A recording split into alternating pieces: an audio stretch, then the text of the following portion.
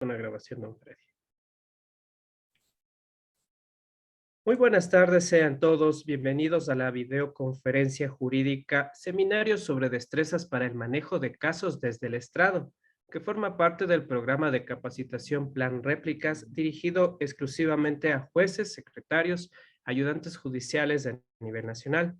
En esta tarde contamos con la valiosa participación de la doctora Dilsa Virginia Muñoz Moreno, a quien le agradecemos su participación como ponente en este evento de la Escuela de la Función Judicial.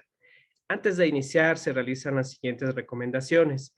Cada participante debe ingresar a la plataforma Zoom con su nombre y apellido. Favor no usar sobrenombres ni alias. Con la finalidad de registrar su asistencia en la sección del chat, podrán encontrar el link de registro de asistencias. Deben dar clic en este enlace y llenar correctamente los datos. Es importante mantener encendidas sus cámaras, ya que esto será considerado para la entrega del certificado. Colocarse cerca de un lugar con Wi-Fi para tener mejor señal y evitar el uso de YouTube, Netflix, entre otras plataformas mientras dure la videoconferencia. Al momento, los micrófonos se encuentran silenciados para evitar interferencias durante la exposición de la ponente. Para realizar preguntas se las debe plantear por escrito en la sección del chat y serán respondidas al finalizar la ponencia. En esta ocasión contamos con la participación de la doctora Dilsa Virginia Muñoz Moreno, quien es doctora en jurisprudencia otorgado por la Pontificia Universidad Católica del Ecuador, magíster en Derecho Procesal, mención Derecho Penal otorgado por la Universidad Tecnológica Indoamérica, tiene un magíster en Derecho Penal y Procesal Penal otorgado por la Universidad Central del Ecuador, un título de especialista en Derecho Procesal otorgado por la Universidad Tecnológica Indoamérica. También tiene un diplomado superior en Derecho Procesal otorgado por la Universidad Tecnológica Indoamérica. Además, una especialidad en Derecho Penal y Procesal Penal otorgado por la Escuela Nacional del Ministerio Público en coordinación con la Universidad APEC, Santo Domingo, República Dominicana.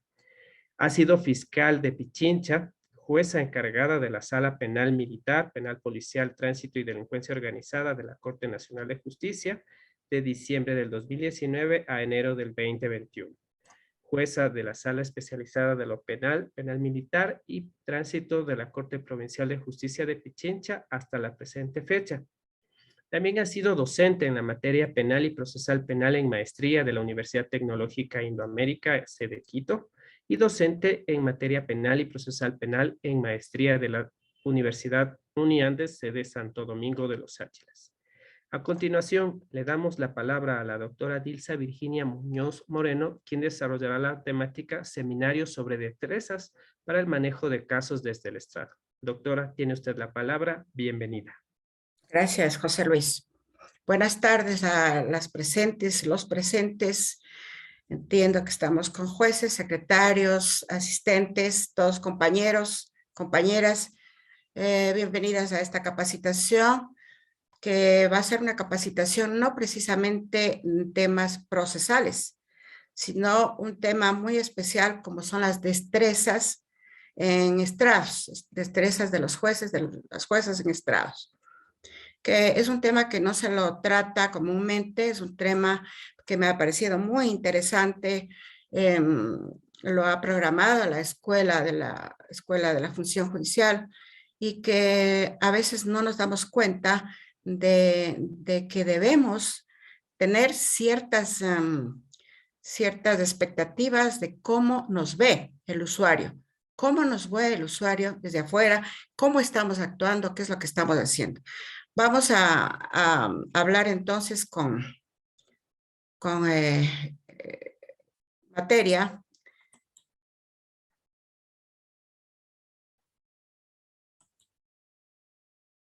Vamos a hablar con materia, como es entonces relacionada con las técnicas. Vamos a hablar sobre las técnicas de autocuidado para promover el bienestar integral de jueces y juezas, la comunicación no verbal, la importancia en el ámbito judicial, la inteligencia emocional del juzgador. Al hablar del juzgador me van a permitir, bueno, voy a decir así, pero se entiende que me estoy refiriendo a hombres y mujeres, y su ética, manejo de la sala en casos penales y la equidad procesal. Vamos a ver estos temas y entonces vamos a ver las técnicas de autocuidado para promover el bienestar integral en jueces y juezas. Entonces, la función judicial es obviamente el máximo orgullo de quienes ejercen con disciplina, pasión, sabiduría. También es para muchos abogados su sueño profesional más importante, recibir algún día la distinción de ser juez de la República. Lo dijo Juan Rivadeneira Vélez. Y sí, ciertamente, que para uno decidirse a ser juez, tiene que pensarlo 2 y 3 veces, porque va inmiscuido a un papel, una gran responsabilidad en todo sentido, en cuanto a profesionalismo, en cuanto a conocimientos, en cuanto a ética, en cuanto a actuaciones, en cuanto a personalidad, en cuanto a personalidad. ¿Qué es lo que vamos a hacer?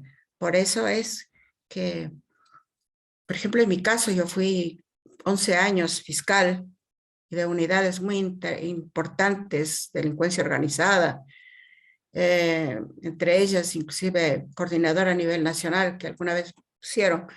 Y entonces para yo participar en el concurso pensé 2 y 3 veces, porque realmente hay que prepararse adecuadamente para llegar a esta actividad en la que ahora nos encontramos con ustedes.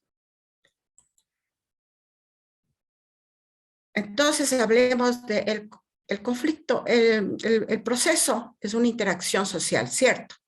Nace de conflictos de la sociedad, nace de conflictos entre nosotros los seres humanos que estamos en esta sociedad. De allí nacen los conflictos, en cuya esencia se encuentra una emoción negativa, el miedo, vergüenza, en fin. Eso es lo que siente la sociedad en relación a estos conflictos. Entonces, ¿qué se puede experimentar? ¿Qué puede experimentar un juez en estos casos?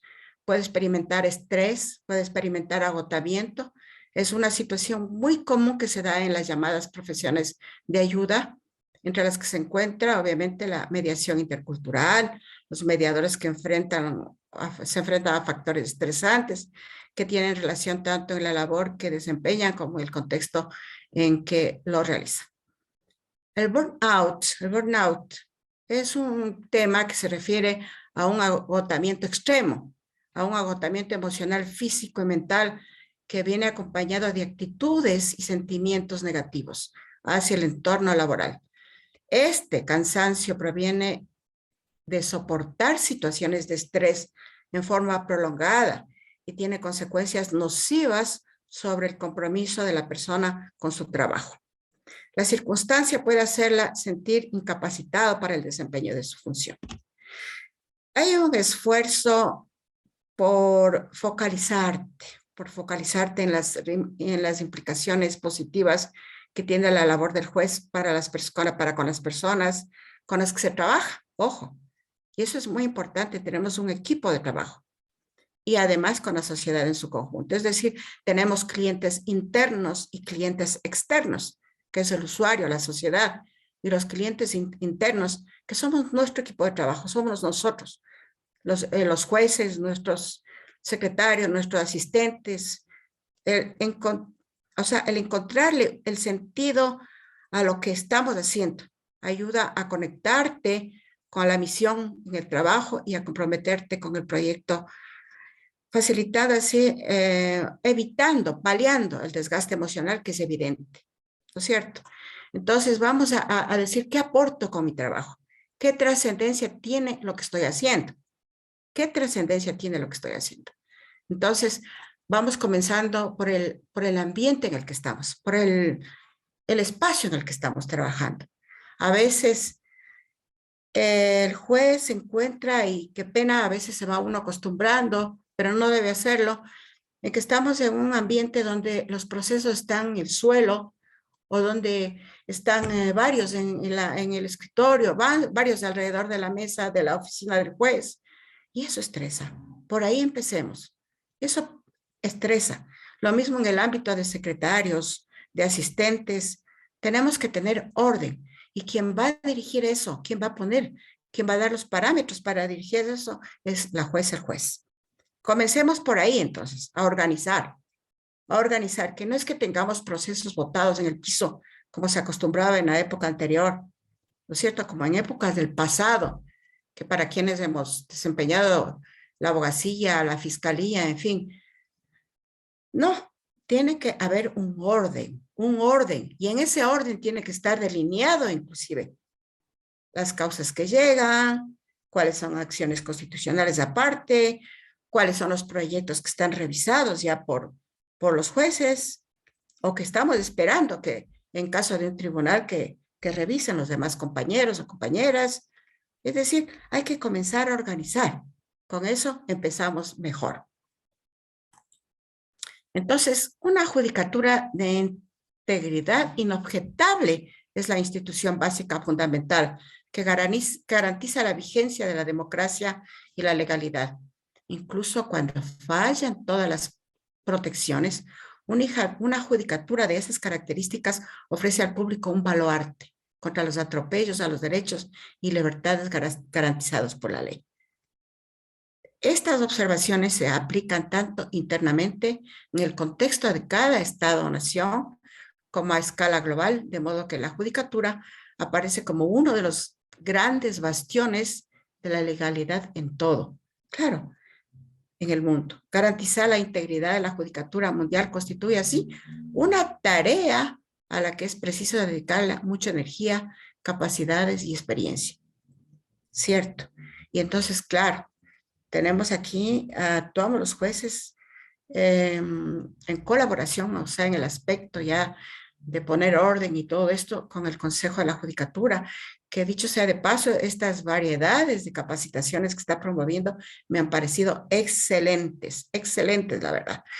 Entonces, a veces hay temas que no les damos importancia, como este. No, y tiene suprema importancia, suprema importancia. Vamos entonces a proseguir, ¿no? Y proseguimos con lo que estamos aquí haciendo. Y entonces estábamos diciendo, y vamos a esta reflexión, ¿qué aspectos de nuestro trabajo podrían afectar nuestro bienestar? Y por ahí empecemos. Porque si no estamos bien nosotros, no vamos a estar bien con nuestro equipo de trabajo, no vamos a estar bien con lo que hacemos, no vamos a estar bien con los sujetos que forman parte del entorno que nosotros estamos trabajando. Entonces, la expectativa, dice Rachel Remen, la expectativa de poder estar diariamente inmersos en el sufrimiento y la pérdida y no ser tocados por ello es tan irreal como esperar caminar a través del agua y no mojarse. No, cierto, ciertamente. Me imagino que a muchos jueces o juezas les ocurriría en casos de violencia intrafamiliar, en casos de delitos sexuales, en casos de drogas inclusive. Uno tiene que guardar la compostura, uno tiene que ser, no dejar expresiones de dolor, ni de alegría, ni nada, sino un espectador que se dan cuenta que estamos siendo atentos a lo que se viene diciendo. Y yo me acuerdo que alguna vez, yo he sido en eso muy fuerte, creo, y alguna vez, pues, me di cuenta de una situación, de un caso de drogas, en que un muchacho de una universidad prestigiosa, un excelente estudiante escolar, un excelente estudiante colegial, en la universidad ya estaba por graduarse inclusive, pues estos grupos de traficantes de droga le inmiscuyeron para venderle en inicio la droga y después le inmiscuyeron y le conquistaron para vender. Y entonces para mí fue que doloroso en esa audiencia ver cómo los padres estaban atrás del chico. El chico ponía las manos y los padres se desesperaron porque imagínense lo que es sentir para los padres un allanamiento en horas de la madrugada sin saber lo que estaba pasando allí. O sea, son aspectos tan humanos que nosotros conocemos, pero que tenemos que mantenernos, por más que se nos haga nudo en la garganta, tenemos que mantenernos con objetividad, con tranquilidad, pero en el fondo eso nos va produciendo un efecto motivo que afecta a nuestro ser, ¿no? A nuestra vida. Entonces hay que tomar riesgos porque hay fatiga de compasión, como es el que yo digo, que uno va a la casa y se pone a pensar en los conflictos de, por ejemplo, en delitos sexuales, y cuando uno tiene hijos, tiene hermanos, tiene gente alrededor, a nuestro alrededor, uno se pone a pensar y entonces, aunque no querramos, vamos sufriendo por eso. Entonces, el trauma vicario que se llama se convierte en un estrés severo. Hay una fatiga de compasión que se caracteriza por la falta de empatía con los demás, por la baja energía o cansancio causado por exposición acumulada a las necesidades sobrevivientes de trauma, a sentirse exhausto, a tener una actitud negativa hacia los compañeros de trabajo, hacia la institución y las demás personas, ¿no es cierto? Entonces, no quisiera, por ejemplo, no sería conveniente que un juez, por nuestra forma de actuar, qué sé yo, a veces sin darnos cuenta, por esta situación de estrés que manejamos y que a veces no nos damos cuenta, de pronto hagamos sentir tan mal a nuestro equipo de trabajo, tan mal, ¿no es cierto? Que van a la casa, lloran, se sienten mal. No, ellos tienen que ser parte nuestra en la fuerza que tenemos, en la alegría de conseguir resultados positivos, ¿no es cierto? En bien del usuario, de la sociedad. Entonces, tenemos que tener respuestas para la ansiedad, respuestas, ¿qué es lo que hacemos cuando no podemos relajarnos? Cuando tenemos dificultad de concentración. Claro, dificultad de concentración porque mientras estamos en una audiencia a veces, de pronto se nos ocurre que tenemos que poner atención a un tema que nos pasa en ese momento, que está por prescribir, qué sé yo. Y entonces, o tenemos en la mente una situación de otro expediente, una situación compleja, pero tenemos que aprender a concentrarnos en ese momento. Un poco interés en socializar o en actividades recreativas. Luego tenemos problemas de sueño, de apetito. No sé si a ustedes, a alguien les ha ocurrido cuando hay un tema grande en que uno tiene que saber cómo, que quedó, por ejemplo, suspensa la audiencia para emitir una resolución. A veces uno se despierta a la madrugada y se comienza a enervar en la mente el tema, el problema, los avances, la jurisprudencia, y de pronto a veces digo yo, en la madrugada es cuando nos vienen mejores ideas. A mí me ha pasado eso, pero eso no está bien. Tenemos que procurar un bienestar nuestro también, porque si no va a haber un sentimiento de vacío o de devaluación laboral.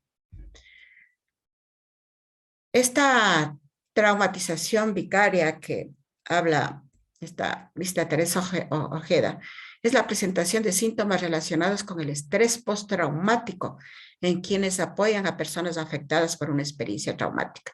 Claro, se desarrolla como resultado de la exposición breve o prolongada a los traumas de otra persona, combinada con la empatía que el trabajador siente y con sus propias experiencias dolorosas, aún no integradas en su vida. ¿Cómo le enfocamos aquí al aspecto judicial?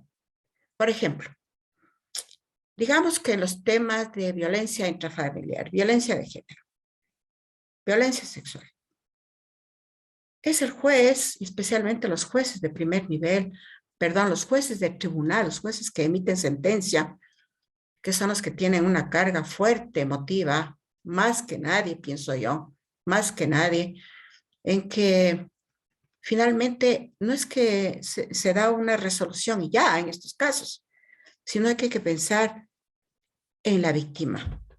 Hay que pensar qué hacemos para una restauración de la víctima. ¿No es cierto? Para una recuperación integral en todo sentido. Y entonces no es cuestión de decir, no, pues procédase a, qué sé yo, a terapias familiares, terapias de la víctima, de los menores de edad, para que vayan superando la crisis. Se trata de que el juez, los jueces del tribunal, especialmente, como les digo, los jueces, o cuando lo hacen en procedimientos expeditos, ¿no es cierto?, tenga que poner en sus sentencias cosas concretas, concretas para que eso se efectivice, para que la sociedad vea que ese es el resultado que estamos dando. No general, no general. Por favor, acostumbrémonos a decir cosas concretas, cosas de verdad. ¿No es cierto? Si tenemos que mandar a una menor de edad, cuyos padres están inmersos en una situación de estas, no tiene con quién vivir, y tenemos que mandar a un centro de atención, digamos, ¿a qué centro? Escojamos un centro, pensando en el lugar donde habita la menor, lo que sea más cercano. Pensemos en la recuperación médica, en hospitales donde, a ver, ¿por dónde vive la víctima? Entonces vamos a establecer acá, o sea, y vamos, porque nosotros tenemos que estar realmente interesados en la ejecución. No es solamente de poner en la sentencia, sino que somos jueces de ejecución en muchos casos. Y creo que todos los jueces somos garantistas de eso. A veces nos ha tocado en segunda instancia, en la corte, en una apelación, por ejemplo, de la parte sentenciada, procesada, que hemos desechado el recurso, pero vemos que la parte final de la sentencia no es concreta en relación a la reparación integral de la víctima. Entonces ponemos un granito de arena. ¿No es cierto? Y nos gustaría ver que eso viene ya, que eso viene hecho. Entonces, ¿cuáles son las fuentes de la tensión que tenemos? Del origen externo, en este caso nuestro. El constantemente escuchar conflictos, intransigencias, identificación de situaciones de riesgo, atestiguar cómo los servicios que el Estado ofrece son inadecuados, impotencia a veces, riesgos de sufrir una agresión u otros por el estilo. Claro, riesgos de sufrir una agresión. Entonces, a veces tenemos ya en Twitter que insultan al juez porque la sociedad estima una cosa y lo que el juez mira es otra realidad. Hay que pensar que hay tres realidades en una investigación, ¿cierto? Que tiene la Fiscalía, especialmente en los delitos de acción pública y porque también en los delitos de acción privada. Entonces, en los delitos de acción pública especialmente hay tres realidades. La verdad de lo que pasó, la verdad de lo que pasó. Luego hay la verdad de la investigativa. ¿Qué se ha hecho? ¿Qué se ha hecho? Por eso es que nosotros los jueces decimos, es tan importante la misión de un fiscal cuando tiene un plan de investigación. Y ese plan de investigación va relacionado a este caso en concreto. No es lo mismo decir que un delito sexual de aquí, de A, es igual al delito sexual de B. Puede ser el mismo delito, el mismo tipo penal, pero las situaciones son diversas. Y entonces el juez recibe el pastel ya elaborado. Y a veces nos convierte en una situación de angustia el saber que viene, tal vez no efectuado como hubiésemos querido, ¿no es cierto? Y eso también a veces los jueces tenemos que hacer notar. Tenemos que hacer notar para que los sujetos procesales mejoren la defensa de los procesados, procesadas, mejore la defensa de las víctimas, mejore la situación de quien ostenta el ser el titular de la investigación, mejore. Entonces, a veces no se hace lo propio. Por ejemplo, hablando, cuando no se tiene un defensor, cuando viene a una audiencia y hay que nombrar un defensor y el defensor por a veces razones no interviene, se suspende la audiencia y el juez dice para la próxima si no viene cuéntese con un defensor o defensora pública. Ojo, es importante que se le notifique a la Defensoría Pública pidiéndole que se entere del caso, ¿no es cierto? Que ubique a quien va a ser su defendido o defendida. Estamos hablando en este caso no solo de la defensa pública del procesado, procesada, sino también de las víctimas. Porque a veces viene la Defensoría Pública sin saber ni de lo que se trata, creo. Sin saber ni si ha ubicado o no a la persona, sin saber, no, ¿dónde está? Y lo que queremos es una defensa técnica. Por eso es que a veces, por ejemplo, en Colombia, en las audiencias, por ejemplo, de de formulación, de la audiencia, evaluación, evaluatoria y preparatoria de juicio, o cuando se va a iniciar una instrucción fiscal, en cualquier audiencia, o para tratar una audiencia de revisión de medidas o revocatorias de una prisión preventiva, lo que sea. Los jueces preguntan a las partes, dice, y le preguntan al procesado, ¿usted habló con su abogado? ¿Está enterado de lo que se va a tratar? Y si la persona sospechosa, procesada, lo que sea, dice, no he hablado, entonces los jueces en Colombia interrumpen las audiencias y les dan un tiempo para que se enteren, porque no puede únicamente ser un papel que vienen a utilizarlo de defensores en pro, en contra, sino con el conocimiento pleno de lo que se va a hacer, con las estrategias. Y eso tenemos que, como jueces garantistas, precautelar. Jueces garantistas, especialmente en las etapas primeras, ¿no? Instrucción fiscal, evaluatoria y preparatoria de juicio. ¿Cuáles son los síntomas de estos de la atención? Los síntomas de estos de la atención son la reexperimentación de los acontecimientos traumáticos, pesadillas, sueños recurrentes que ocasionan temores y angustias, evitación y embotamiento. Se evita ir al sitio, pensamientos, conversaciones, desapego o enajenación de otros, una pobre visión del futuro, un estado de alerta aumentado, la hipervigilancia, la dificultad para conciliar el sueño y la irritabilidad.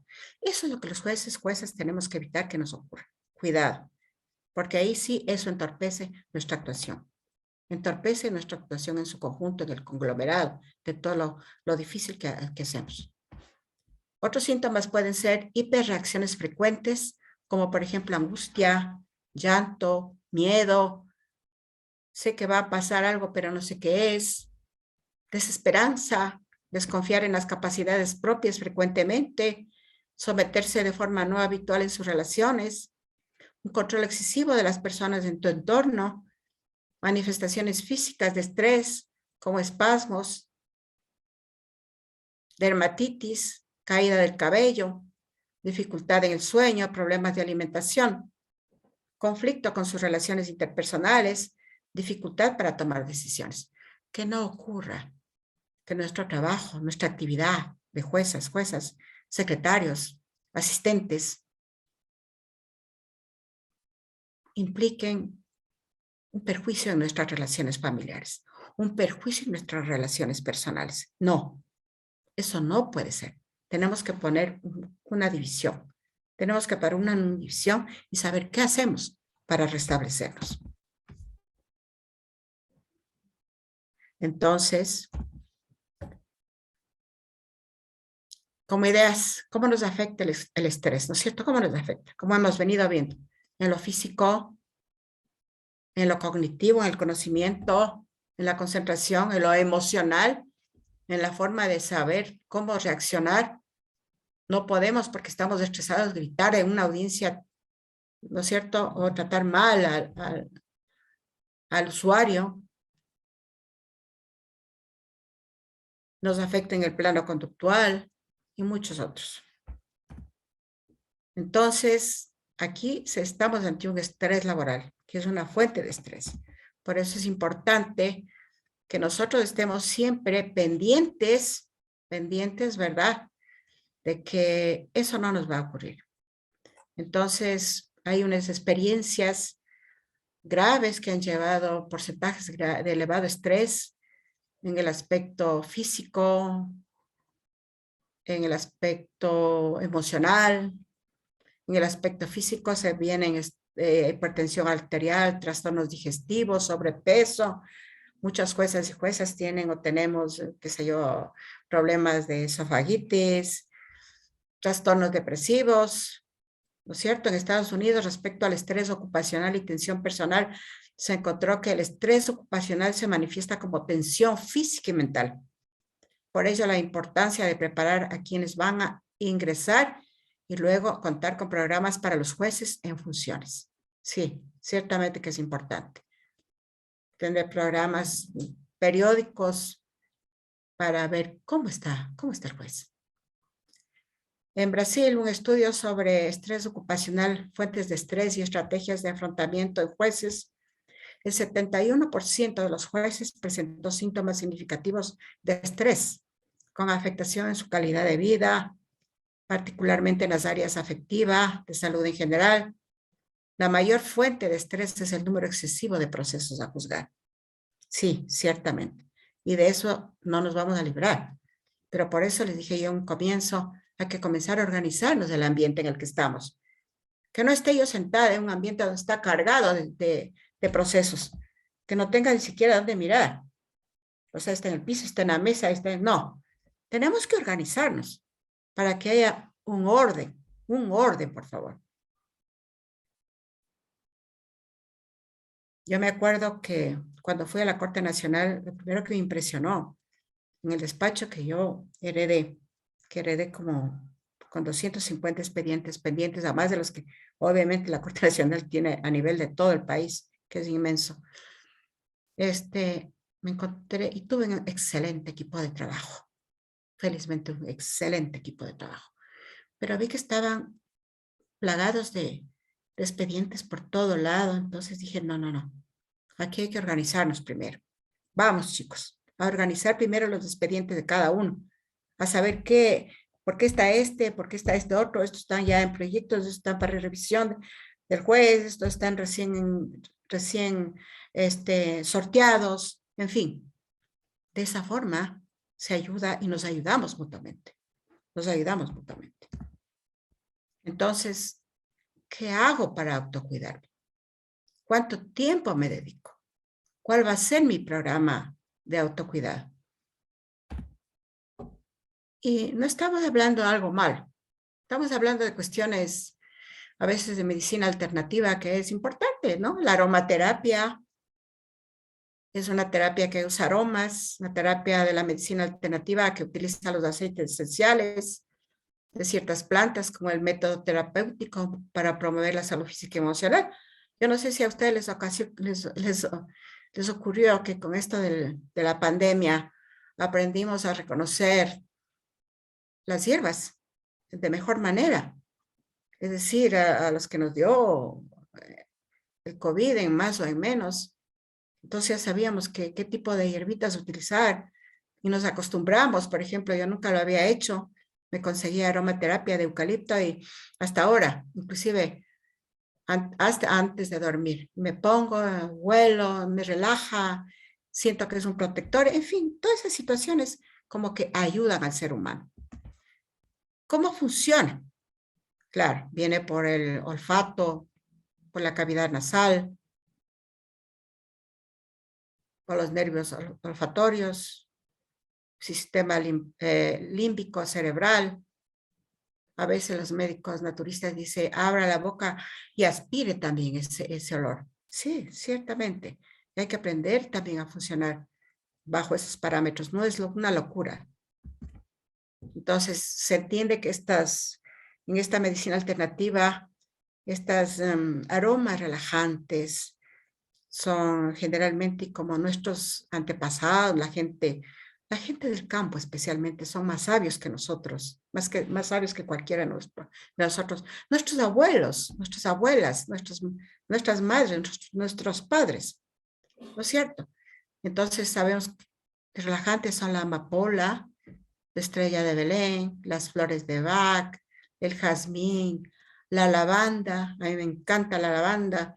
Tener en mi ambiente en la oficina un poquito de lavanda me relaja. La manzanilla, la naranja, el sándalo, el pepino, la manzana.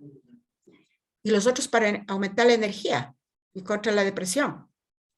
El limón, las flores de Bach. Las flores de Bach, no sé, a mí sí me han dado, son unas gotitas que preparan, inclusive hay psicólogas que preparan flores de Bach para las víctimas de agresiones de violencia intrafamiliares, sexuales. Las flores de Bach a base de hierbas.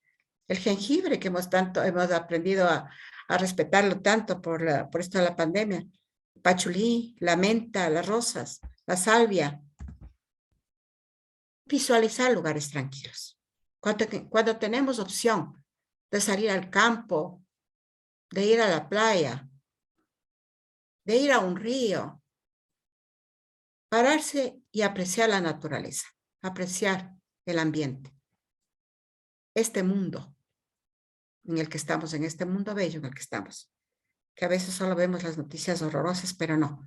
Hay que verlo desde el punto de vista positivo también, que es el que a nosotros nos hace falta como jueces, juezas y personal de apoyo de las salas. Vamos a la comunicación no verbal. ¿Cuál es la importancia en el ámbito judicial? ¿No es cierto? ¿Cuál es? Ya muchos psicólogos clínicos, como Iris Beth Rodríguez Quiñones, lo dijeron.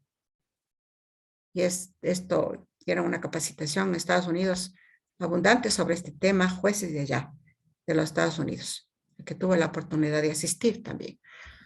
¿Y cuál es la pertinencia del tema? El lenguaje corporal está relacionado con la apariencia de imparcialidad de los jueces y jueces, según estudios del tema. Claro.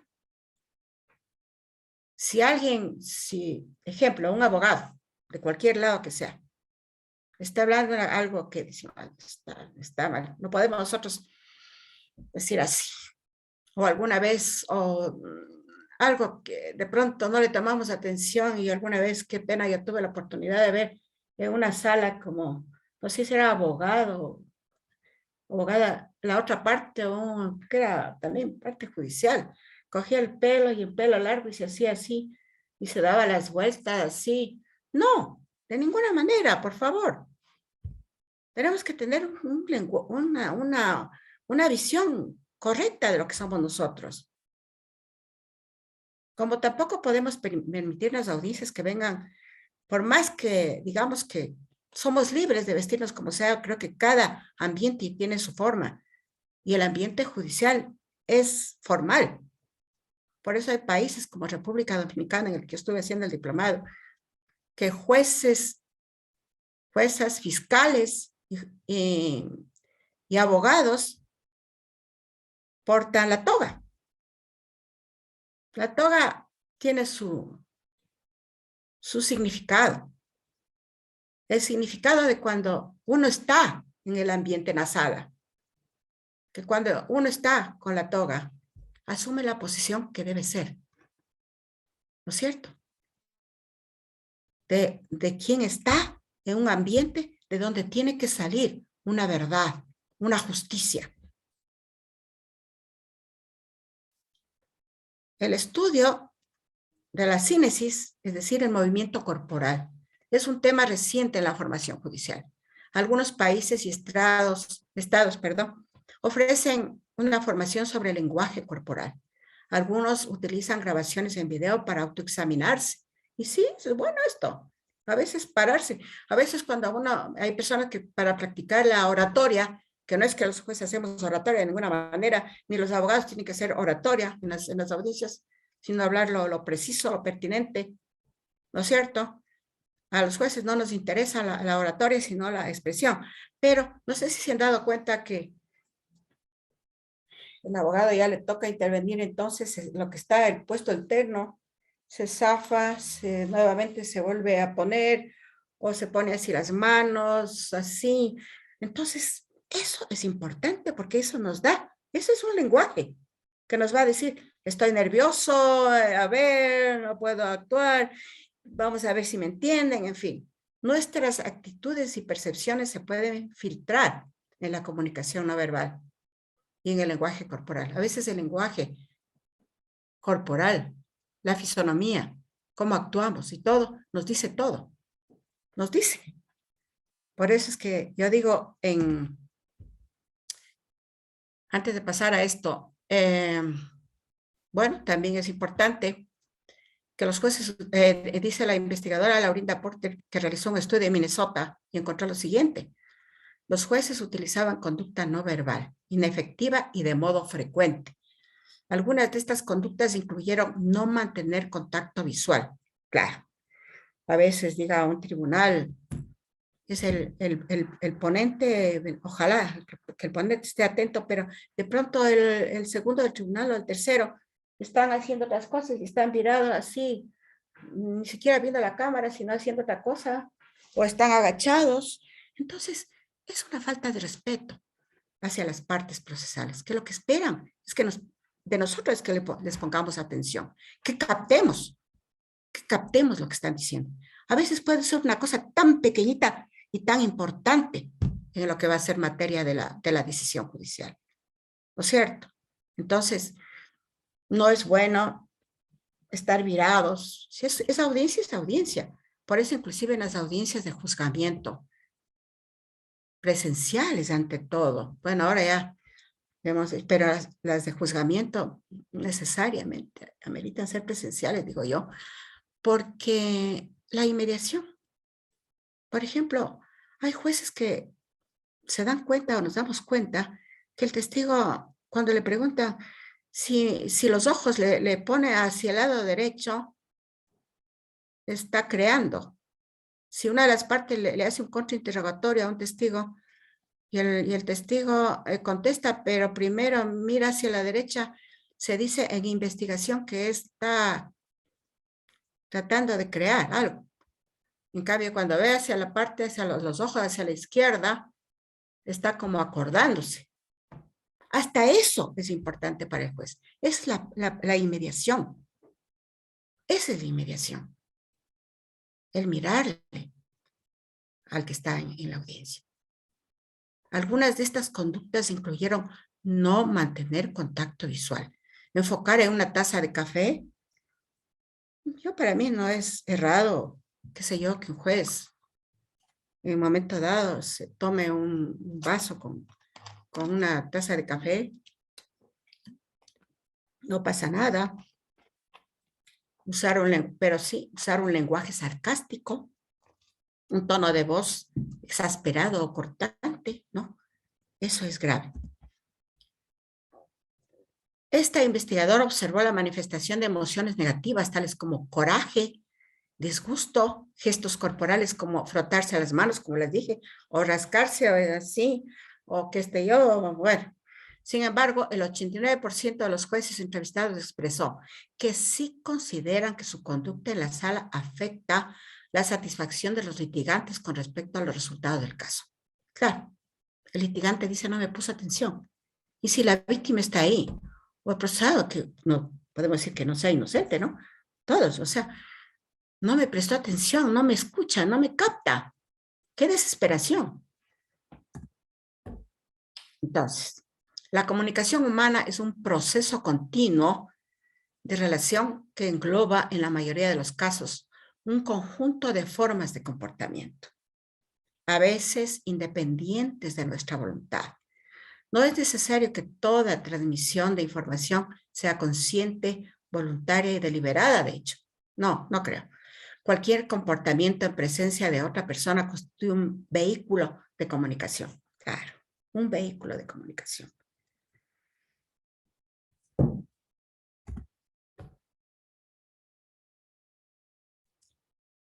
Tenemos que ser capaces de expresar sin articular palabra, bien sea a través de gestos, determinadas distancias, posturas, posiciones, expresiones faciales, contacto visual y corporal.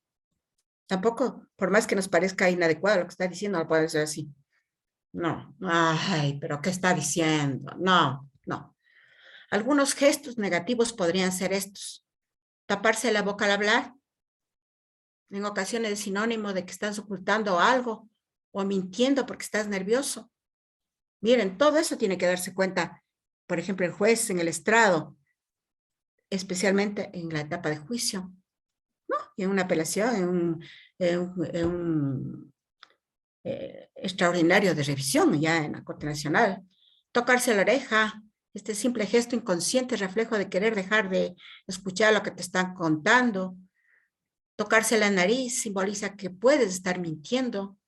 Frotarse los ojos puede ser una acción realizada para quitar de tu plano de visión a aquella persona a la que estás mintiendo o ocultando algo.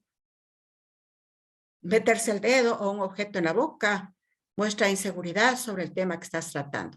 Miren todas las cosas que tiene que el juez saber, la jueza saber respecto a quien está frente a una persona. Entonces, tenemos lenguajes, símbolos y señales en la comunicación. el lenguaje verbal, que es el uso oral, una mente consciente, pero no es el hablar. A veces hablamos con argots, con cosas incomprensibles. Un lenguaje sinéstico, no verbal, involucra movimientos, gestos, metalenguaje, íconos, símbolos que utilizamos para represar ideas o emociones. Todos esos tipos de lenguajes tenemos que tener presente. Entonces, vamos al estilo sensorial y el lenguaje corporal. El visual, enfocado en la construcción de imágenes. Perciben la información como una película. Claro, todo eso vamos nosotros captando. El auditivo, sensible a los sonidos o ruidos ambientales, el tono de la voz, la modulación de la expresión oral. A veces son muy gritones, a veces bajan la voz, a veces no se les escucha, pero tenemos que estar pendientes de todo eso porque tenemos que asumir que así van a venir. Así van a venir hacia nosotros, hacia los jueces. Un estilo sinéstico que dan énfasis en el movimiento corporal, los gestos, tienen que hablar con las manos, en fin. Destrezas de la comunicación. Entonces hay que observar las claves no verbales. Ser paciente. Escuchar sin interrumpir. Sin enjuiciar. No estamos en el momento oportuno. Escuchar sin interrumpir. Hasta para después hacer preguntas aclaratorias, escuchar sin interrumpir ese momento. Trabajar con control de emociones. Conocimiento propio de expresión no verbal. Mantenerse consciente del impacto que tienen usted las dinámicas en sala, los procesos, sus limitaciones, su rol y el conjunto de subjetividades que afectan el proceso de comunicación. Aclarar y resumir. Entonces, ¿cuáles son los principios de la escucha activa? Respetar el ritmo del interlocutor. Concentrarse tanto en las palabras como en el tono de la voz, la expresión facial, las posturas corporales, los gestos del interlocutor. Estar alerta de las claves no verbales o de los gestos, una posición de nuestro cuerpo, ya que a través de este tipo de comunicación hacemos o no la invitación para que el interlocutor se comunique abiertamente.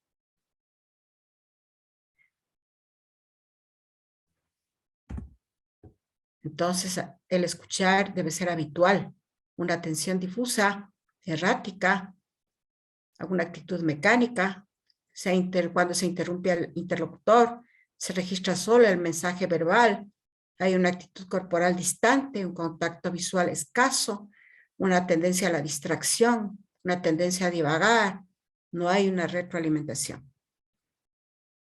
Pero el escuchar activo es el escuchar habitual. A veces no nos damos cuenta de lo que hacemos. En cambio, el escuchar activo es una atención dirigida al tema que está frente a nosotros. Una actitud intencional y consciente. No se interrumpe. Se registran los mensajes verbales y corporales. Una actitud corporal receptiva. Un contacto visual frecuente. Una concentración. Estar presente aquí y ahora. Aquí y ahora. Una retroalimentación. Gestos, sonidos breves, palabras, frases cortas. Hay personas que tienen más potencial de concentración. Hay personas que a veces no la tenemos. Y a veces, cuando de pronto sé que tengo que firmar una sentencia en este momento o una providencia, mientras estoy en audiencia me pongo en mínimo, me entro al sistema y firmo. Ahí ya me perdí algo muy importante de pronto, algo importante. Hay 4 códigos de la comunicación no verbal. El código del habla, una expresión de las palabras, frases, las expresiones verbales, como hemos venido diciendo. El código de la voz, como ya hemos dicho, el tono del lenguaje, el timbre de la voz, la velocidad, ciertamente la velocidad. A veces no nos damos cuenta que hablamos muy rápido. El estilo de hablar, la calidad de la voz, la facilidad de expresión, la fluidez. Los gestos que reflejamos en el rostro, expresiones, muecas, gestos, sonrisas, emociones. El movimiento corporal, los gestos corporales y la proximia. Usar los argot, o sea, frases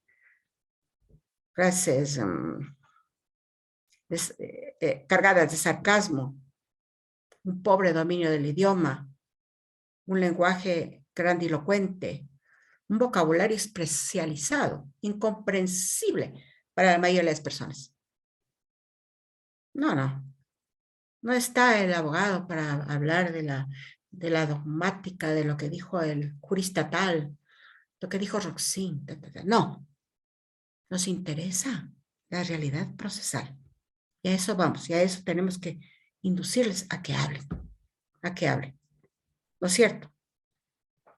A valorar, y los jueces en la sentencia, a valorar adecuadamente, no poner entre comillas un montón de jurisprudencia, un montón de doctrina, un montón de cosas, y finalmente hacemos una motivación de 10 palabras. No. Tenemos que enfocar bien la motivación en nuestras sentencias. Y nuestras sentencias, no solo en las escritas, sino en las orales, en las que salen en primer lugar. Expresarse con pocas palabras cuando corresponde expresarse con pocas palabras. Hablar en forma fragmentada, no terminar las frases, hablar con voz temblorosa, un tono grave, áspero, mascullar las palabras, un tono de voz demasiado alto, un tono agitado y enfadado, la voz se desvanece al final de las frases, pausas demasiado largas, tono cortante, entrecortado, hablar demasiado deprisa, hablar demasiado despacio, un tono apagado, sin vida, aburrido. Mirar fijamente, morderse los labios. Esto de mirar fijamente me viene una situación, alguna vez como fiscal tuve un caso bastante emblemático en tema sexual. Y entonces se hizo 2 peritajes, 2 valoraciones psicológicas. No estoy hablando de la víctima, sino de análisis de personalidad del procesado, ¿no? Porque ahí en este caso, obviamente, después le hicieron a la niña, a la menor de edad, cambiar la teoría de lo que le ocurrió, el hecho. Y entonces uno de los psicólogos dijo que le parecía que lo que decía el procesado, que decía que no, que ella es una muchacha de 13 años, pero que se junta con muchos muchachos y que está molesta con él, con el padrastro, porque sinceramente le ponía en disciplina para que no salga mucho, para que no tenga muchos amigos, para que no.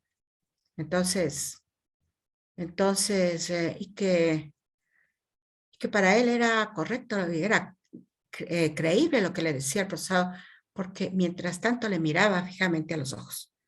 Cuando le examinó, le miraba fijamente a los ojos. A mí como fiscal se me ocurrió ponerle a otra de las psicólogas que ventajosamente en ese caso se hizo 2, porque uno de ellos se iba de viaje y dije, si no va a alcanzar en la etapa de juicio, le nombro otro, creo que fue la acusación particular que pidió la otra perito. Y cuando yo le pregunté, creo que era perito de la otra parte, porque le pregunté en el contrainterrogatorio, le dije, ¿y cuál es la experiencia suya? ¿No es cierto? Y dijo, tengo mucha experiencia, tengo no sé cuántas, como no sé, cientos de horas, 600 horas, porque estudié psicología clínica en Argentina y fue a hacer la pasantía justamente a trabajar con delincuentes peligrosos, delincuentes fuertes en una cárcel de alta seguridad.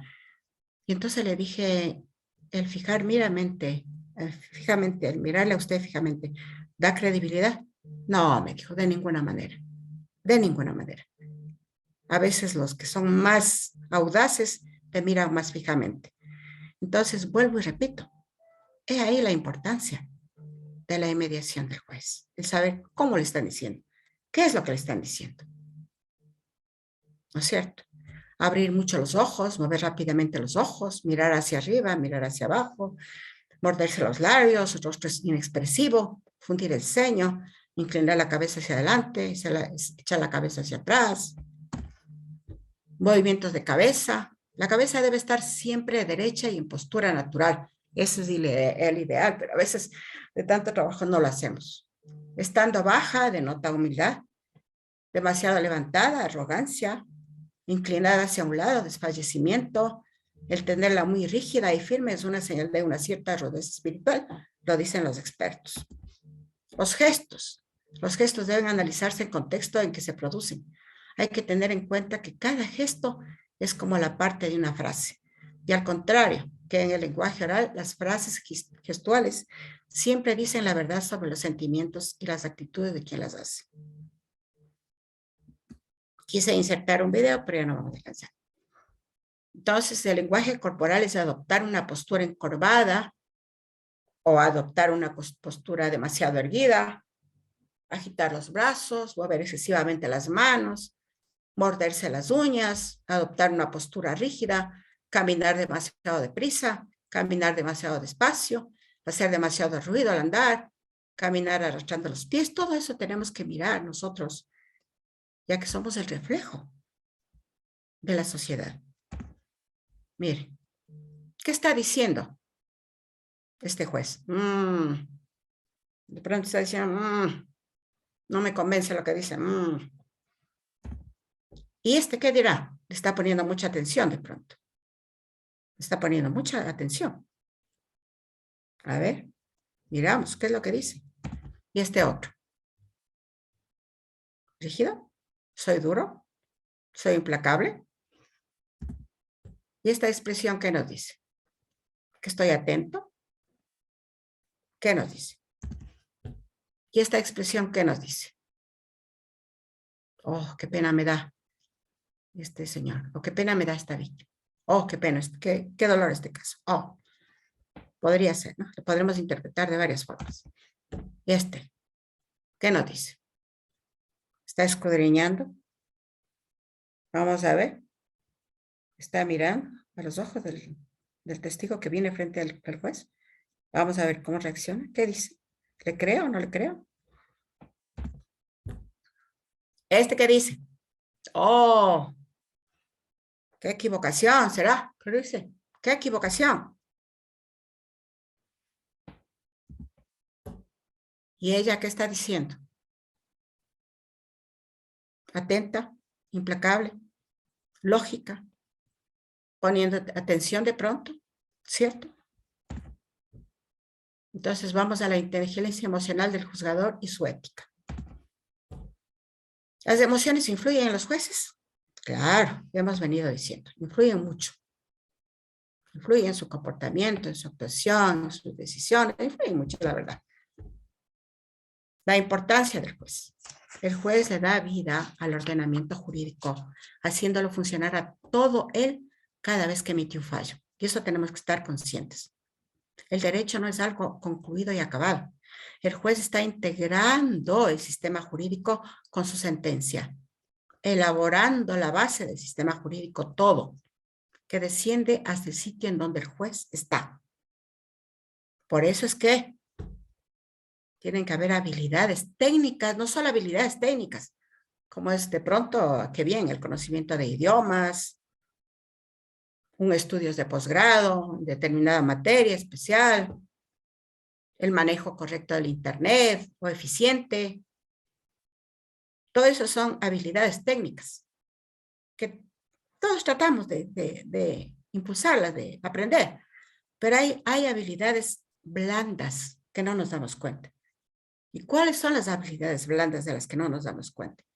Destrezas subjetivas, la comunicación, la flexibilidad, el liderazgo, la motivación, la paciencia, la persuasión, el trabajo en equipo. El trabajo en equipo. A veces no le damos tanta importancia y son las habilidades blandas que tiene que tener el juez.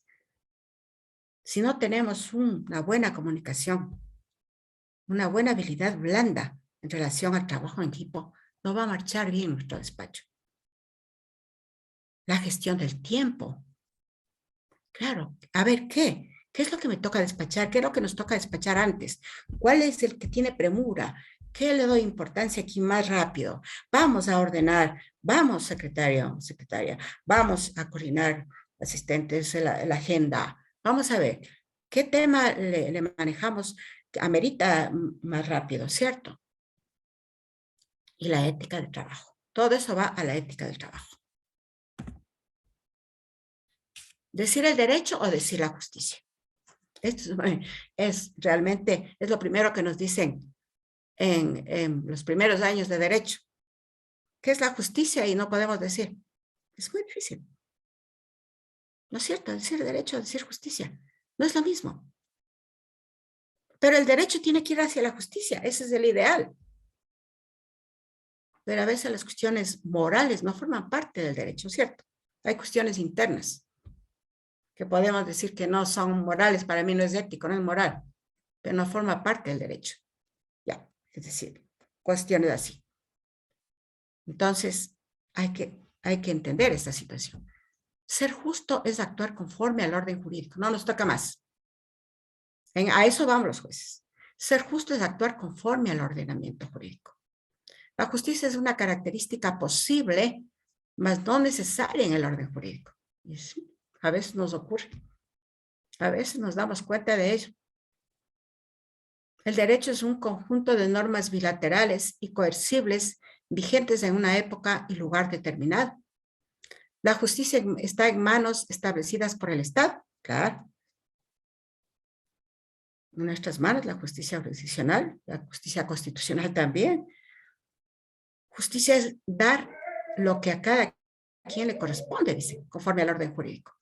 Entonces se me venía a la mente el caso que es público en los Estados Unidos y que también hemos visto en redes, en YouTube, de ese juez que maneja casos, qué sé yo, de infracciones de tránsito leves o no, y es uno de los casos, por ejemplo, de un viejito de 95 años que estuvo manejando, le pasaron a él un caso que estuvo manejando a alta velocidad, a una velocidad más de lo permitida en ese momento frente a una escuela, y entonces va ante el juez, les llevan al estrado. Le dice, ¿usted sabe por qué está aquí? Claro. No ha respetado la velocidad a la que tenía usted en ese momento. ¿Por qué? Y el viejito dice, no, yo siempre manejo despacio. Tal vez lo que pasa es que estaba llevando a mi hijo al médico. A mi hijo a su hijo tiene su hijo. ¿Tiene usted un hijo al que lleva al médico? Claro, dice, es un hijo discapacitado. Sino que le dio cáncer y tengo que ir cada 2 semanas al médico para hacerle exámenes. Y el juez se queda loco. Ese juez que se ha hecho demasiado público en todo el mundo. Entonces el juez se queda pensando y dice, a ver, usted tiene 95 años y está al cuidado de un hijo. ¿Qué edad tiene su hijo? 65. Se queda el juez. Entonces, miren, eso obviamente en el common law, ¿no? En el sistema common law. Nosotros tenemos otro sistema, el acusatorio, adversarial. No tenemos que respetar las normas del ordenamiento jurídico. Pero nos ponemos a pensar a veces en estos casos. Y entonces, claro, este juez tuvo la atribución de decirle, no, usted es un buen hombre. Ahí le perdono, ahí quedamos. Entonces, miren lo difícil que es para un juez a veces manejar cierto tipo de situaciones. La justicia es el fin supremo del derecho, una justicia extrapositiva que va más allá de la legalidad. ¿Verdad? Esa es la justicia. La justicia es el fin que debe perseguir el derecho aún por encima de la seguridad. La justicia es un valor intrínseco que no siempre tiene las normas positivas. Se debe luchar por el derecho, pero ante un conflicto del derecho con la justicia, se debe luchar por la justicia. El derecho comprende, además de las normas vigentes, el estudio de su validez intrínseca y su eficacia en su aplicación. Por eso la resolución del juez tiene que contener todo lo preciso para decirle a la sociedad, por ejemplo, el Estado actuado, para decirle a la persona sentenciada, vas a tener la oportunidad de restablecerte. Te estamos haciendo meditar, ¿no es cierto? Los fines de la pena que conocemos. especial negativa, positiva, especial positiva y general positiva. Y sí, tenemos que dar razón a la sociedad. Claro que a veces la sociedad no nos entiende, porque a veces es diferente lo que quiere la sociedad y lo que los jueces podemos hacer en relación a lo que se nos presenta, a la verdad procesal que nos dan. El modelo de subsunción es la aplicación del derecho a los casos concretos. Se tiene un razonamiento integrado por premisas que permite llegar a una conclusión. A veces tenemos la suerte o tienen la suerte los tribunales de juzgamiento que vienen las partes y, por ejemplo, la fiscalía y comienza con una frase de impacto. Una frase de impacto. Dice, hay amores que matan. Y ese es un caso que hubo en República Dominicana. Hay amores que matan. Los jueces quedan pensando, ¿qué me querrá decir? Ah, entonces comenzamos, ¿no es cierto? Ahí vemos el caso, este fue el caso de una mujer que le mató al marido porque le estaba traicionando, se portó muy mal, ya no pudo resistir, le mató, pero más de eso, después de muerto, le cortó el pene y le puso en la boca. Entonces, es un caso que se llegó a conocer como hay amores que matan. Y ese amores que matan es utilizado como una frase de impacto, que es importante. A veces al juez le ponen, a ver, en lo que estoy distraído, si me dicen esa frase, ¿qué me está queriendo decir? Vamos a ponerle atención, ¿no es cierto? Pero no todos manejan la litigación de una forma adecuada. Aunque la litigación no es solamente para las partes, es para el juez también, ¿no es cierto? La función del juez debe consistir en conocer las normas jurídicas, en subsumir bajo estas los hechos pertinentes, siguiendo en tal proceso las reglas de una operación lógica. Claro, es lindo cuando una parte nos viene, por ejemplo, el titular de la acción viene con su alegato de apertura y nos da el cuándo en este orden. El cuándo, el dónde, el quién, el qué y a veces el por qué. Entonces, miren, todo un orden. Pero no siempre es así. La ley se debe aplicar siempre, aun cuando en un caso concreto le parezca injusta al juez. Los jueces son el instrumento que pronuncia las palabras de la ley, pero no es siempre así. No es así. La expresión de Montesquieu de que el juez es la boca de la ley, debemos entenderlo bajo la concepción de que el juez asume, ¿no es cierto?, ser, en este caso, el caso, perdón, de ser el primero y el principal protector de los derechos y creador cotidiano del derecho. El nuevo Estado Constitucional de Derechos y Justicia exige que el juez asuma nuevos desafíos acorde con el desarrollo del derecho y del Estado. La función que debe cumplir hoy está lejos del rol estático y mecánico que significó y se le atribuyó como simple aplicador de la ley, de ninguna manera. Actualmente el juez desempeña un papel mucho más activo y fundamental. Es el principal protector de los derechos fundamentales, de los derechos. Nosotros tenemos todos de igual valor en nuestra Constitución. Todos tienen el mismo valor, los derechos. Lo que pasa es que el juez tiene que, en su momento dado, ponderar, ¿no es cierto? Ponderar, pesar. ¿Cuál es el que pesa más en este caso? Y a través de la interpretación de la norma desde la Constitución es el creador del derecho. Debe haber un modelo de sentimiento del derecho. El juez no puede liberarse de sus prejuicios. El juez entraña siempre un juicio estimativo, aparte del juicio cognoscitivo. La aplicación del derecho no es solo, ni lo es en primera línea, una conclusión logística. No. La labor del juez es decir la justicia. Y para decir la justicia debe haber un entendimiento de lo que estamos hablando, un entendimiento de lo que estamos escuchando, una valoración adecuada, pero bajo el entendimiento de lo que se nos ha puesto, de lo que se nos ha presentado, ¿no es cierto? Aquí hay factores que influyen en nosotros. La independencia, la justicia social, la carga de trabajo, la corrupción, chantajes emocionales, todo ello puede influir en el juez en negativo o en positivo. ¿No es cierto? ¿Qué es la inteligencia? Cuando decimos que un jurista se comporta de manera inteligente, ¿cuándo decimos esto? Que se comporta de manera inteligente un jurista, un juez. Piero Calamandrei dijo que es juez óptimo aquel en quien prevalece sobre las dotes de inteligencia la rápida intuición humana, el sentido de la justicia, mediante el cual se aprecian los hechos y se siente rápidamente de qué parte está la razón. Es una virtud innata que no tiene nada que ver con la técnica del derecho. ¿Cuántos tipos de inteligencia existen? Veamos.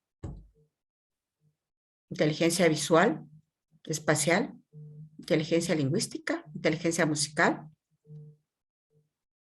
inteligencia lógica, matemática, inteligencia manual, kinésica, inteligencia natural, inteligencia interpersonal, inteligencia intrapersonal.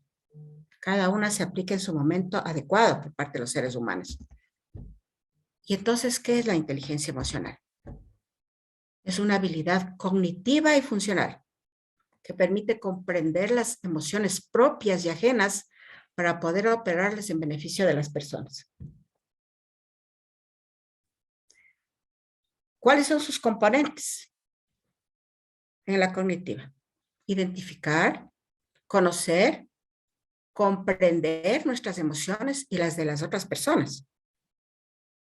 Funcional o práctico, ¿cuál es? Operar y expresar las emociones. Usarlas de forma intencional. Vamos a ver algo de manejo, algo de lo que hemos hablado, hemos venido hablando, pero del manejo de sala en casos penales, por ejemplo. ¿Cuál es el propósito? Brindar al magistrado las destrezas necesarias para el desempeño efectivo durante su labor en el estrado, durante los procesos orales en el sistema acusatorio adversarial, que es el que nosotros manejamos.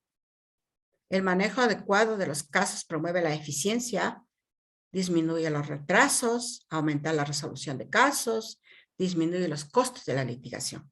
Ojo. ¿El juez es el mandón de la audiencia? Los jueces, tanto de las etapas primeras como de juicio, estamos hablando de la instrucción fiscal, evaluatoria y preparatoria de juicio, y el juicio deben contar con ciertas habilidades, y también los jueces de las instancias de apelación, de recursos, ¿no? De impugnación, debemos contar con ciertas habilidades y destrezas para ejercer adecuadamente el rol que el sistema nos ha asignado a cada uno. Así como los litigantes, es decir, la fiscalía, defensores, debe conocer una serie de técnicas de litigación. Para poder trabajar eficazmente en el sistema, el juzgador debe, además de conocer esas técnicas de litigio, conocer las propias.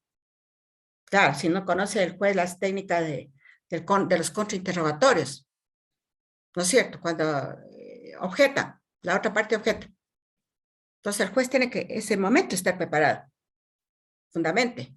Y entonces estar preparado para decidir. Obviamente, tienen que decidir los jueces, cabe o no cabe la objeción. Las técnicas y destrezas para llevar a buen puerto a la audiencia de que se trate y dictar el fallo correspondiente. La forma de conducción del debate y el fallo. El juez no es un simple árbitro de los conflictos sociales, no. Su rol principal es el de resolver en forma definitiva el asunto motivo del proceso y del juicio. No podemos decir, no importa porque de aquí de ley va a apelar, va a la otra instancia. No es así. O bueno, yo llamo a juicio, pero ya pues en el juicio se sabrá si le condenan o le ratifican su inocencia. No. Nuestro deber ético es de tratar de entender que lo que estamos haciendo en la etapa que estemos, vamos a resolverlo para nosotros en forma definitiva. Si es sobreseimiento, es sobreseimiento. Si es autollamamiento a juicio, es autollamamiento a juicio. No vamos a ver qué pasa y se me va.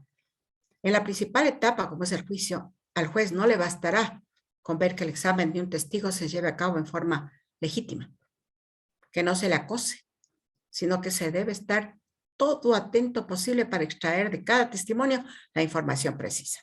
Es lo que les dije anteriormente.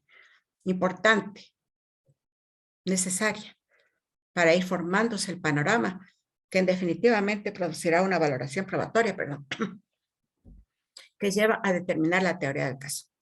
En esta etapa, la fundamental en cuanto a la valoración probatoria, obviamente, es la etapa fundamental para la valoración probatoria. Toma en cuenta que en la instancia de apelación, ciertamente sí, se vuelve a revisar esa valoración por última vez. ¿No es cierto? Porque en casación ya no hay la valoración probatoria. Pero es en el juicio en que esta se forma, se configura. Etapa de juicio en su fondo. Verificar si las citaciones o testigos fueron expeditas y diligenciadas antes de instalarlos en audiencia, antes de convocar. Revisar, ¿no es cierto? Revisar siempre el aspecto de validez procesal, ¿no? Siempre puede pasarse algo, puede estar algo equivocado y especialmente en apelación, pues tenemos la obligación, los jueces, además, especialmente en las etapas de instrucción fiscal y evaluatoria y preparatoria de juicio, donde se analiza la validez procesal, el debido proceso, ahí donde va a salir, por ejemplo, temas de nulidad que pueden relacionarse con, qué sé yo, con nulidades provenientes de carácter constitucional o legal, por ejemplo, el fruto del árbol envenenado, y al tener una alegación de fruto del árbol envenenado, ¿acaso tenemos el canasto para decir que no procede la nulidad? Porque si bien es cierto, se debe eliminar este fruto del árbol envenenado, pero tenemos un canasto con pruebas, con elementos de convicción válidos, ¿no es cierto? Con elementos probatorios que se van a introducir en la etapa de juzgamiento, que están totalmente determinados, analizados, que tienen validez procesal, que no han violado el derecho de ninguna de las partes. Entrar a la sala con puntualidad es otro tema importante. Esto imprime seriedad y formalidad. Tener accesible en el estrado libros, documentos, artículos, leyes, jurisprudencias. Especialmente para el momento de deliberar, ¿no es cierto? Tenemos a la mano muchas cosas importantes. La etapa de juicio en su fondo. Pasa revista de los casos del día, en orden de calendario o en orden a los abogados y testigos de casos que estén presentes y completos, verificar aquellos casos con posibles alegaciones preacordadas, dar prioridad a los casos de conflictos confinados o mareados. Bueno, esto es en otras, como law especialmente, ¿no es cierto? Confinados. Pero bueno, aquí también, en la instrucción fiscal, en los casos de flagrancia, en el presente inmediatamente. Para eso son nuestra ayuda fundamental, nuestro personal de apoyo, nuestro equipo de trabajo, que debe estar preparado además. No es cualquier equipo de trabajo, debe estar preparado. Enfatizar en el cumplimiento estricto con el descubrimiento de prueba, advirtiendo que de no cumplir con las órdenes o términos se entenderá completado y finalizado el mismo. De surgir un reseñalamiento o suspensión del caso, programar una fecha cercana. Bueno, tal como permite nuestro Código Orgánico Integral Penal, ¿no? No infinitamente. No estamos para eso.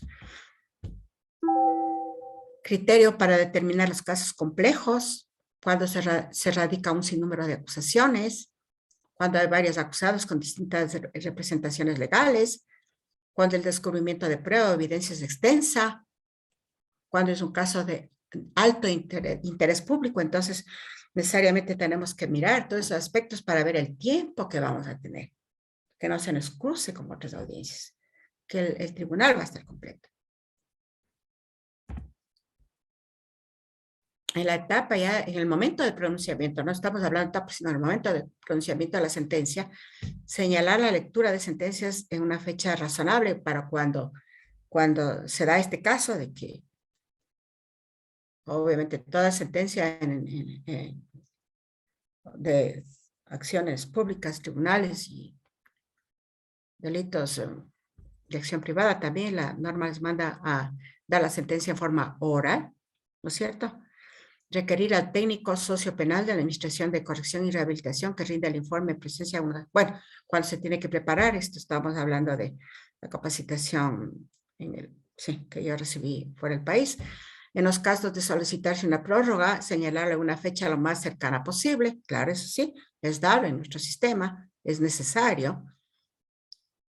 Y cuando las prórrogas tienen que estar debidamente justificadas, no van a abogados a pedirnos prórroga tras prórroga como para pretender que nos pongan en una angustia de una prescripción o de una caducidad de prisión, en fin. ¿No es cierto? El magistrado deberá leerlo y analizarlo antes de la fecha, es decir, ver el expediente que tenemos, veamos cómo estamos en este caso, siempre analizar correctamente, no irnos en forma ciega sorda. La equidad procesal. Los jueces y juezas deben tener conciencia de la disparidad que existe entre su percepción del proceso judicial y la percepción del público que comparece ante los tribunales. Cierto. A veces el público espera otra cosa, pero no es así. Nosotros actuamos en base al derecho, en base al ordenamiento jurídico, en base a la verdad procesal que tenemos.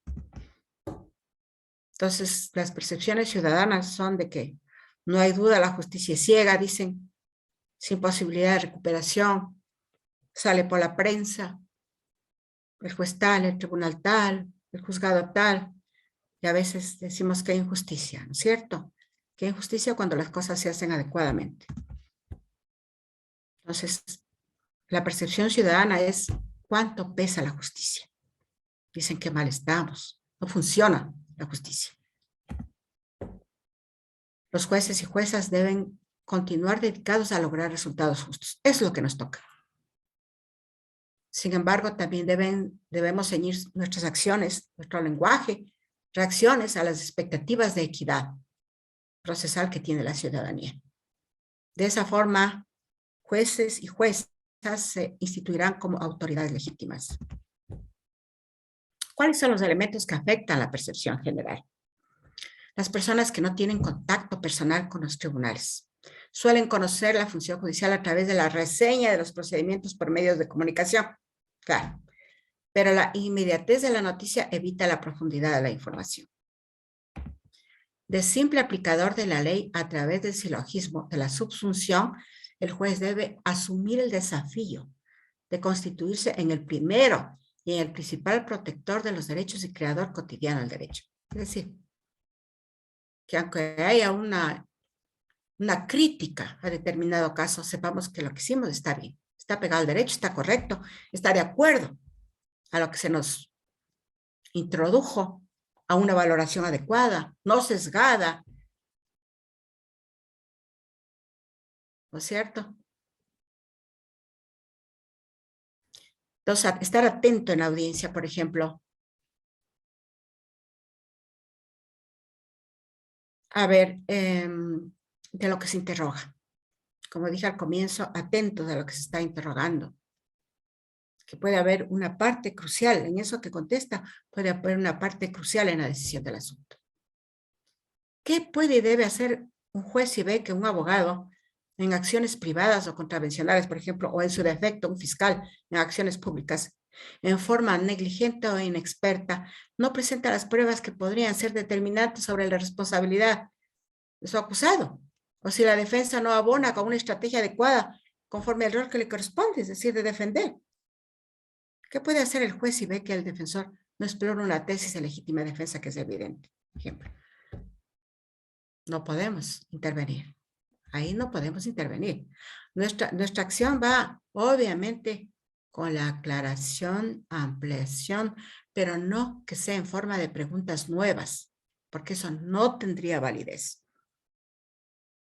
No tendría validez. ¿Qué valores están en juego en las etapas preliminares del juicio? Es decir, en la instrucción fiscal, en la etapa evaluatoria y preparatoria de juicio. La validez procesal respecto al hecho transgresor, ¿no es cierto? garantías que se verían afectadas. Tenemos que tomar en cuenta. Por ejemplo, alega una nulidad. ¿Cuáles son las garantías que estarían afectadas? ¿Cuál es la garantía en concreto que estaría afectada? No es que viene a decir que se habla del derecho a la defensa, no. El derecho a la defensa tiene muchas manifestaciones. ¿Qué derecho a la defensa se estima afectado? Para que el juez pueda decidir sobre una nulidad. ¿Cuál? ¿El derecho a la contradicción, por ejemplo? El impacto que esa afectación ocasiona. ¿Cuál es el principio de trascendencia? La trascendencia de esa vulneración tiene que ser relevante, importante, el impacto.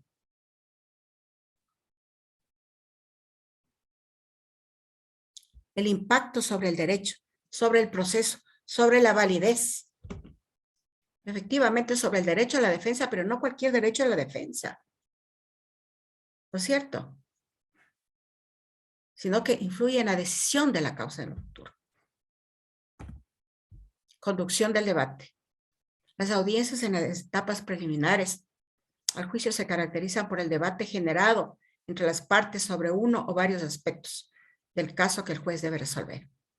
Esa confrontación de intereses de las partes genera un conjunto de problemas que el juez debe resolver o administrar para que la audiencia cumpla sus funciones.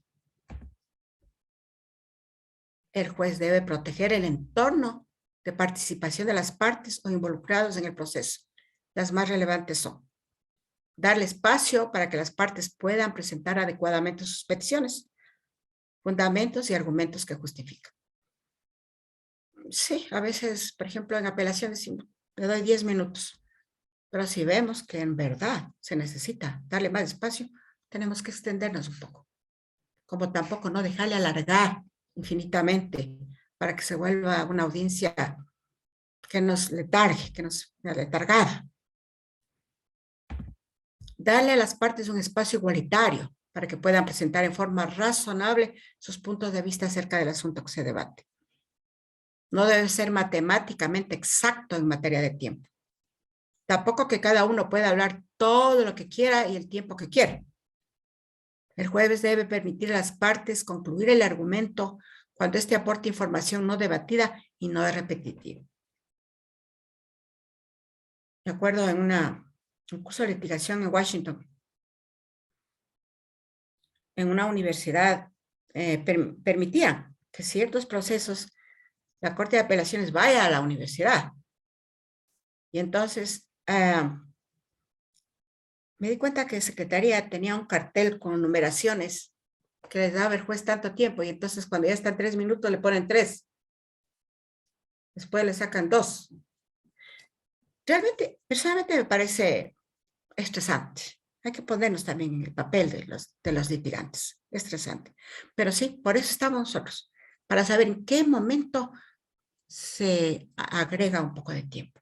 En qué momento se corta ya. ¿No es cierto? ¿En qué momento es circulante la información que están dando? El juez debe mantener el orden y la disciplina dentro de la sala. En la audiencia se debe hacer el debate del caso y no de asuntos personales. El juez se debe asegurar de que el debate se surta con respeto mutuo, respeto para el tribunal y al público. Debe evitarse cualquier acción que impida el normal desenvolvimiento. Y para eso, en casos extremos, hay que tomar acciones, ¿cierto? Con anterioridad a la audiencia debe existir un proceso de preparación de la audiencia. Como dije anteriormente, una revisión detallada de la información. No va a ser que de pronto, por ejemplo, a veces en apelación nos ha tocado que se le está admitiendo el recurso interpuesto por la parte procesada o por la parte acusadora particular. Y cuando revisamos antes de la audiencia, antes de hacer la providencia, viendo el día, comunicado el día y la hora, nos damos cuenta que sí, o sea, hubo un escrito en que Fiscalía también apeló dentro del tiempo oportuno y se le pasó al tribunal, o se le pasó al juez.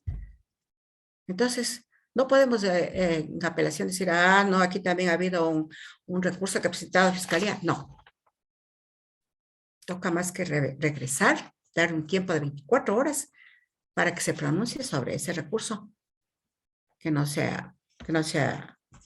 sobre el que no se ha pronunciado, o aclaraciones y ampliaciones que se han pedido y que no se han resuelto.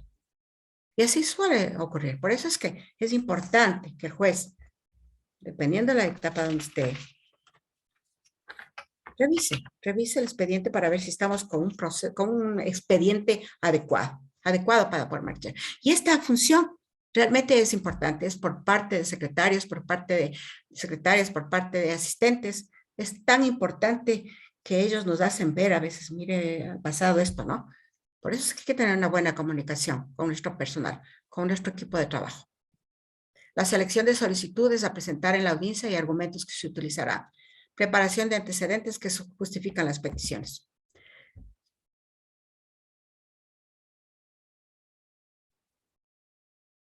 Hay una advertencia técnica que he anotado aquí. Digo, no tenemos facultades probatorias, claro. A eso iba hace un momento. El tribunal podrá formular preguntas, dice 615.7, al testigo o perito con el único fin de aclarar sus testimonios.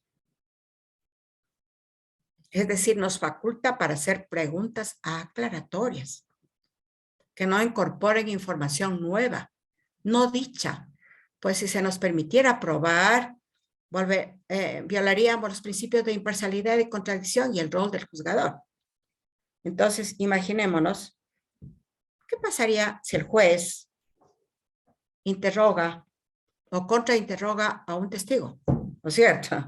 Si nos ponemos en ese plan, con preguntas nuevas, imaginaríamos qué pasaría si el juez interroga o contrainterroga. En una hipótesis, no, ¿qué ocurriría?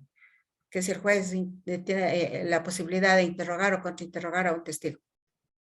Entonces, la otra parte litigante tendría derecho a objetar las preguntas dichas por el juez.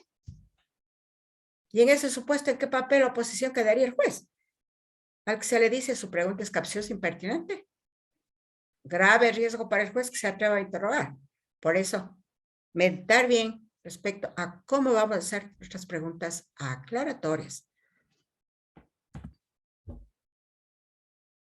Podrá, en todo caso, y con audiencia de la otra parte, llamarse al estrado. A veces piden, queremos acercarnos. No sé si les ha ocurrido. Queremos acercarnos. Llamar al estrado a ambos y hacer una reconvención respetuosa en relación a lo que está ocurriendo, a las deficiencias que advierta, que pudieran generar indefensión. Por ejemplo, llamar la atención del litigante que reiteradamente objeta por objetar, con detrimento de la objetividad de la información. Siempre, no solo a uno, a los dos. A ver, señores, guardemos respeto, por favor, consideración. No estamos en asuntos personales. Respetemos que el juez ponente, juez presidente, el momento que da la palabra, y así. Sin alterarnos, con orden, la ordenación del debate. Darle orden, dirigir el debate. Eso es lo importante. En cualquier etapa, en cualquier momento.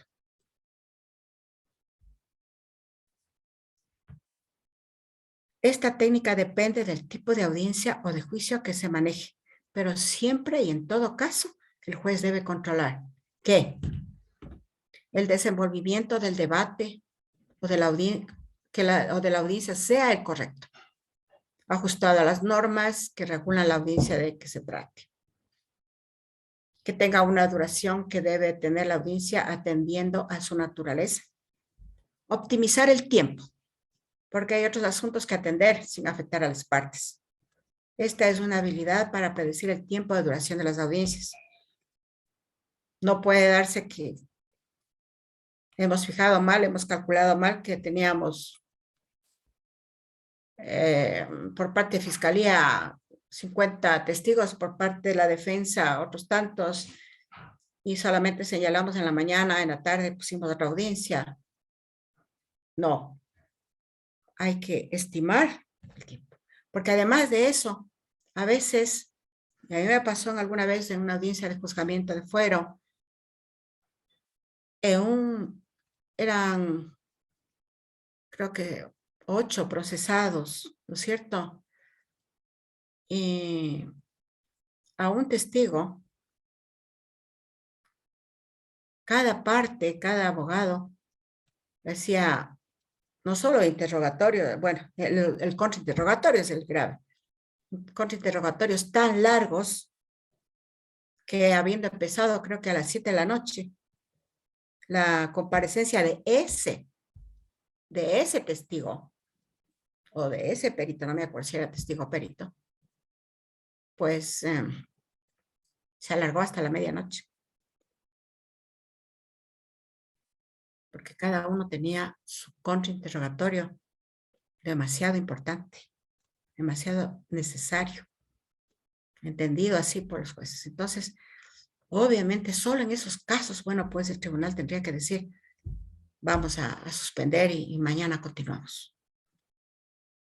Pero en lo demás, pues hay que precautelar, ¿no? Y tratar de que exista el principio de concentración y que vayamos adelante con una sola audiencia. La continuidad. Los recesos siempre no serán buenos de vez en cuando, no son buenos, solo muy de vez en cuando son positivos, son necesarios.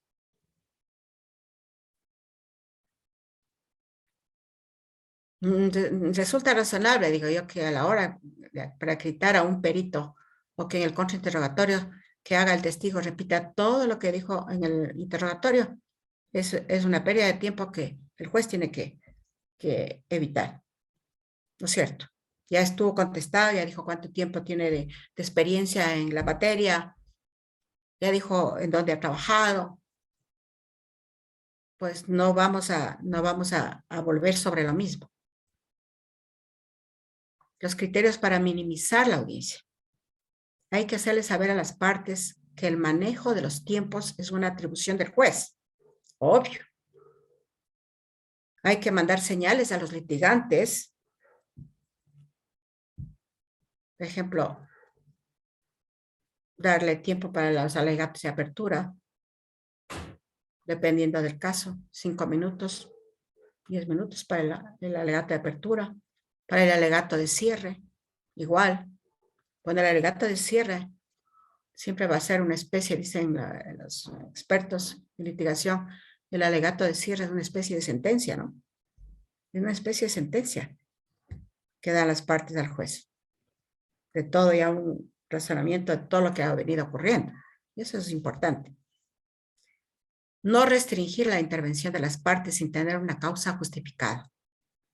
Las partes tienen todo el derecho de definir su estrategia para argumentar, para probar, para un interrogatorio antes de tiempo puede darse al traste con... Parar un interrogatorio antes de tiempo puede dar al traste con una buena línea de defensa, claro. No. Es decir, no puede, pues el tribunal no podría decir, qué sé yo, fiscalía presentó 200 testigos, se eliminan tantos. No, no. En eso tenemos que ser respetuosos.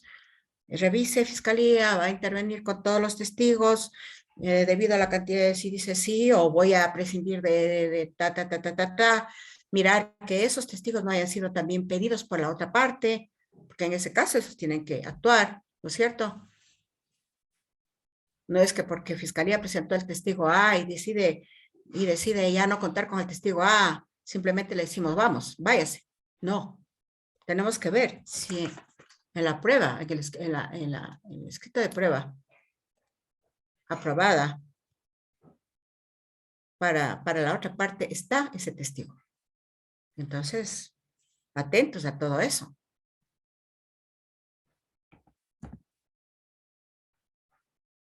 Hay lecturas para refrescar la memoria, ¿no es cierto? Que debe hacerse únicamente en el interrogatorio. Solo debe ser procedente el refrescar la memoria en el interrogatorio. Porque es este el momento en que el testigo declara y establece todo lo que, por ejemplo, un informe, un parte policial, si está declarando un policía. El parte policial no puede entrar con prueba, pero sí se le puede, o cuando alguien dio una versión anteriormente. Y entonces, Usted rindió versión antes en la investigación. En la investigación procesal. Sí, sí, rendí. ¿Usted se acuerda relación a lo que dijo respecto a la hora, ¿no es cierto? Respecto a la hora en que le vio a la víctima en esa situación de que estaba siendo agredida. No recuerdo mucho. Señores jueces, pido que se le dé oportunidad para refrescar la memoria en ese tema, no para leerse todo el documento, en el tema que el litigante quiere que se le refresque la memoria. Refrescar la memoria no es a leer todo el informe que ha hecho, de ninguna manera. El refrescar la memoria también tiene que ir a la parte expresa, donde señala el litigante y pide autorización al juez, al presidente, para que pueda refrescar la memoria. ¿No es cierto? Hay elementos que afectan la percepción general. Eso ya dijimos antes. Claro, eso ya tratamos anteriormente, sí. Los programas de televisión con gran audiencia, como por ejemplo la ley, el orden, la jueza de caso cerrado, entre otros, tienen el propósito de entretener, no de informar, por lo que no son representaciones correctas de la labor judicial. Por eso, la importancia del comportamiento ponderado, mesurado, inteligente, adecuado del juzgador en el estrado. ¿Cuál es el reto? Los jueces tienen que aceptar que su responsabilidad máxima es asegurarse de que la gente entienda sus procesos y sus órdenes. La gran mayoría de los casos no llega a juicio. Sí, cierto es eso. Porque los jueces no pueden depender de las salvaguardas que el juicio ofrece para hacer que las partes y las otras personas sientan que pueden expresarse y se sientan incluidas y respetadas. Debemos evitar que las presiones de trabajo, tales como un calendario apretado, el despacho acumulado, trabajos administrativos, etcétera, limiten nuestra capacidad de cumplir con la equidad procesal.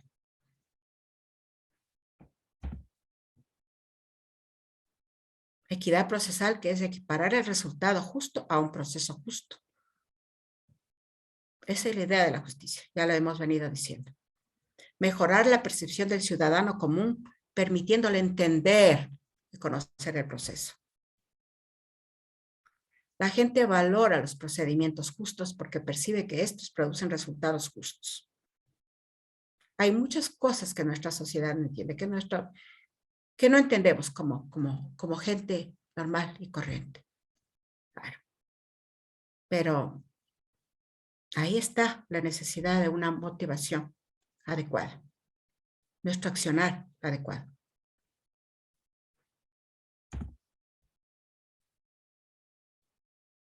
¿Cuáles son las expectativas que comprenden la equidad procesal?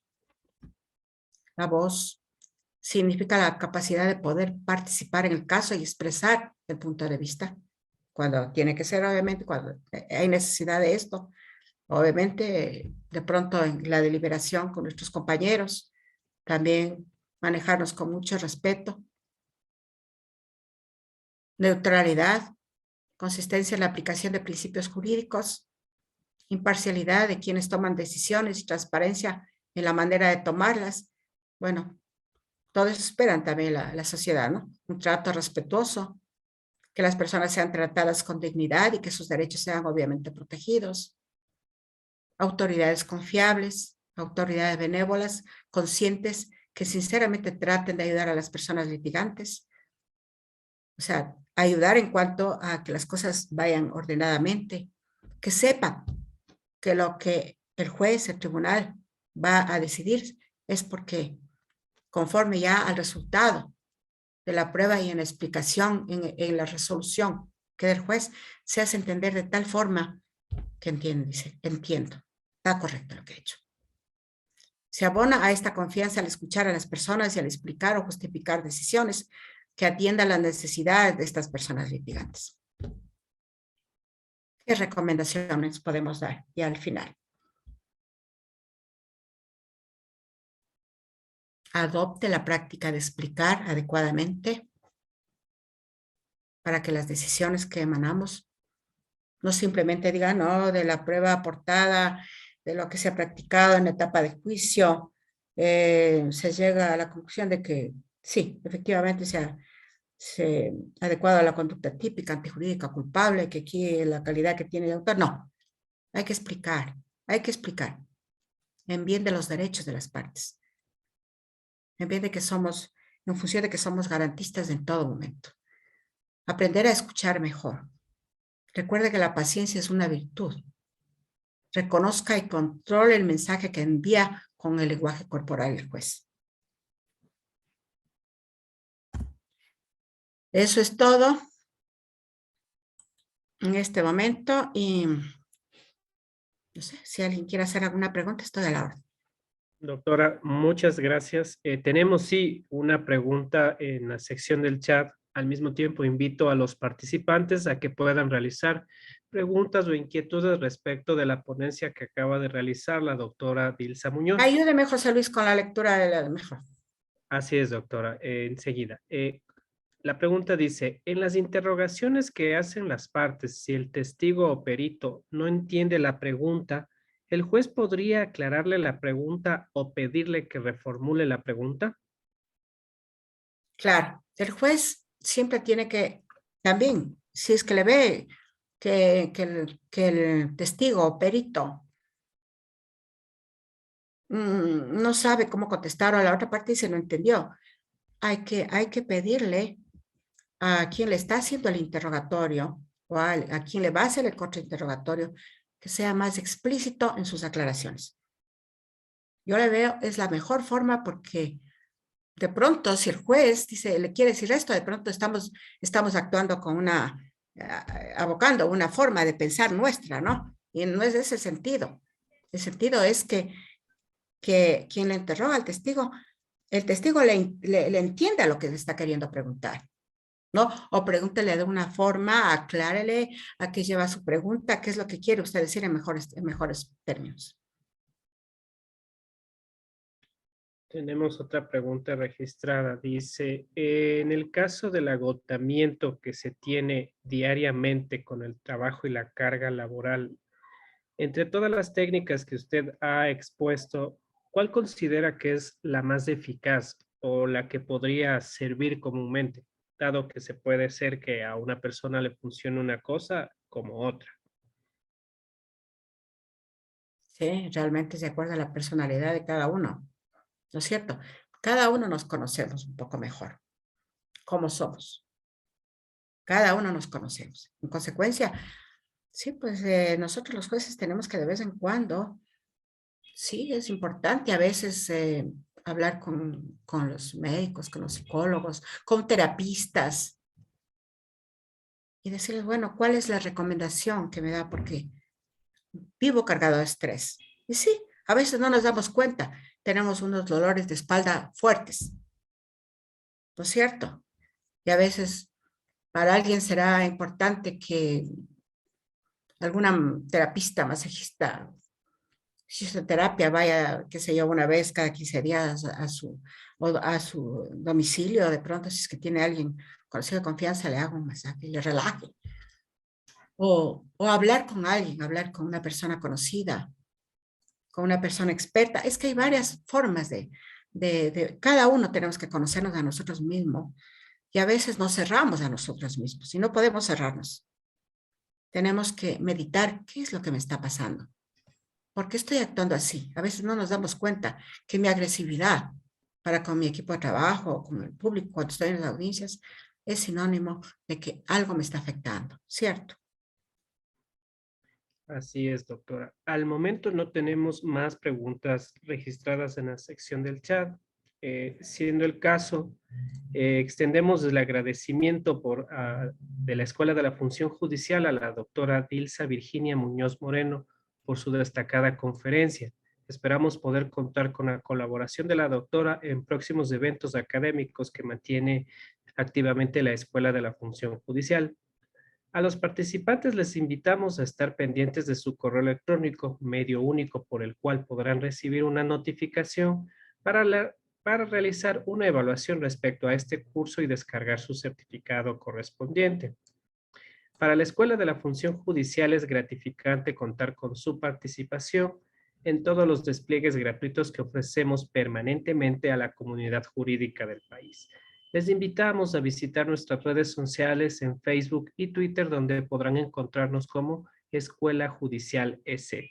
También pueden visitar el aula virtual de la Escuela de la Función Judicial, y si desean acceder a los cursos o programas, por favor envíe un correo a escuela.judicial@funcionjudicial.gov.es. De mi parte, doctora, yo le extiendo mucho el agradecimiento por su colaboración y participación y procedemos al cierre de la sala. Con los participantes, buenas noches. Muchas gracias, doctora. Muy amable, compañeros, compañeras. Este ha sido para mí un tema muy especial que creo que todos lo necesitamos y he querido hacernos reaccionar un poco. Gracias por su Así ha atención. sido. Muy Gracias. amable. Buenas noches. Una buena noche. Gracias.